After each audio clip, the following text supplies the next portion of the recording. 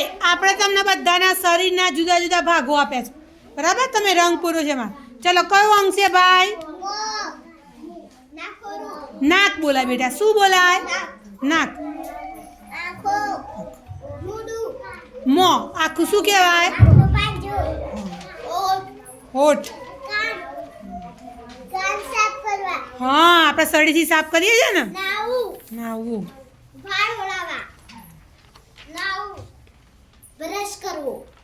રોજ બ્રશ કેટલી ટાઈમ કરવાનો ક્યારે ક્યારે રાત્રે સૂતી વખતે કરવાનું વેરી ગુડ ચલો હા વાળમાં શું નાખવાનું ધોવા માટે શું નાખો છો ભાઈ